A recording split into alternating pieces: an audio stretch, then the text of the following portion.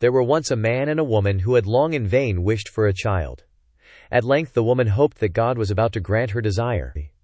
These people had a little window at the back of their house, from which a splendid garden could be seen, which was full of the most beautiful flowers and herbs. It was, however, surrounded by a high wall, and no one dared to go into it because it belonged to an enchantress, who had great power and was dreaded by all the world. One day the woman was standing by this window and looking down into the garden, when she saw a bed which was planted with the most beautiful rampion, Rapunzel, and it looked so fresh and green that she longed for it. She quite pined away, and began to look pale and miserable. Then her husband was alarmed, and asked, "What ails you, dear wife?"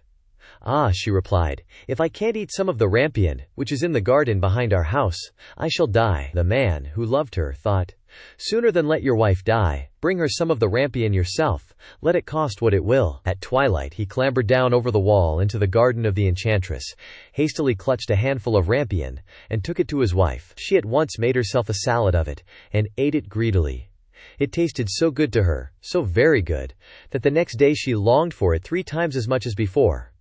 And if he was to have any rest, her husband must once more descend into the garden. In the gloom of evening, therefore, he let himself down again.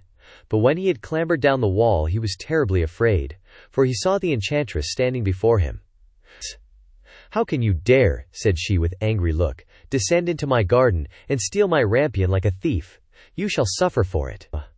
Answered he, "Let mercy take the place of justice. I only made up my mind to do it out of necessity. My wife saw your rampion from the window, and felt such a longing for it, that she would have died, if she had not got some to eat." Then the enchantress allowed her anger to be softened, and said to him, "If the case be as you say, I will allow you to take away with you as much rampion as you will, only I make one condition: you must give me the child which your wife will bring into the world. It shall be well treated, and I will care for it like a mother." The man in his terror consented to everything, and when the woman was brought to bed, the enchantress appeared at once, gave the child the name of Rapunzel, and took it away with her. Rapunzel grew into the most beautiful child under the sun. When she was 12 years old, the enchantress shut her into a tower, which lay in a forest, and had neither stairs nor door, but quite at the top was a little window.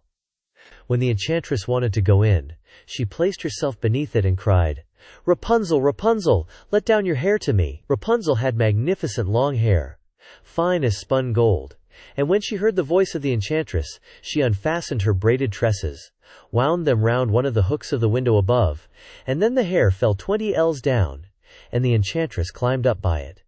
After a year or two, it came to pass that the king's son rode through the forest, and passed by the tower. Then he heard a song, which was so charming that he stood still and listened.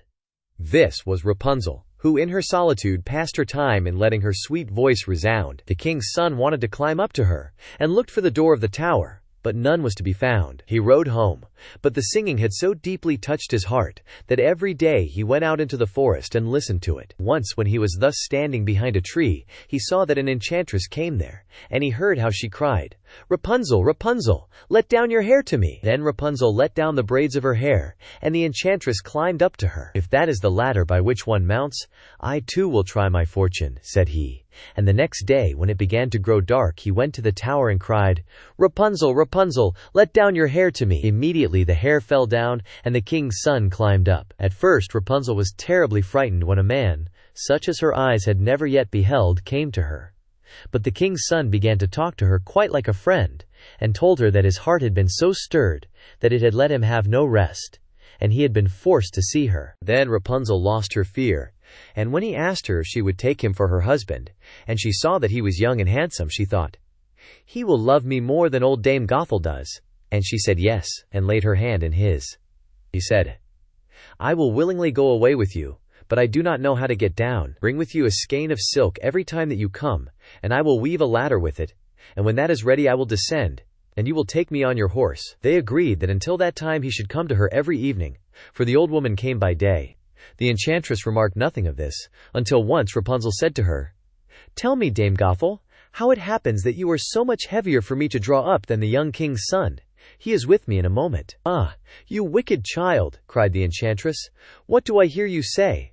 I thought I had separated you from all the world, and yet you have deceived me." In her anger she clutched Rapunzel's beautiful tresses, wrapped them twice round her left hand, seized a pair of scissors with the right, and snip-snap they were cut off, and the lovely braids lay on the ground. And she was so pitiless that she took poor Rapunzel into a desert, where she had to live in great grief and misery. On the same day that she cast out Rapunzel, however, the enchantress fastened the braids of hair, which she had cut off, to the hook of the window.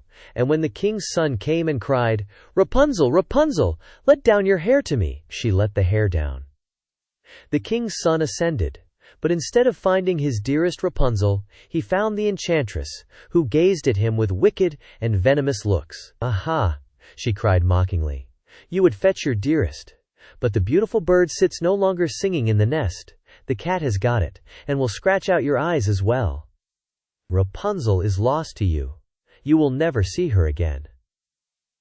The king's son was beside himself with pain, and in his despair he leapt down from the tower. He escaped with his life, but the thorns into which he fell pierced his eyes. Then he wandered quite blind about the forest, ate nothing but roots and berries, and did not but lament and weep over the loss of his dearest wife. Thus he roamed about in misery for some years, and at length came to the desert, where Rapunzel, with the twins to which she had given birth, a boy and a girl, lived in wretchedness. He heard a voice, and it seemed so familiar to him that he went towards it.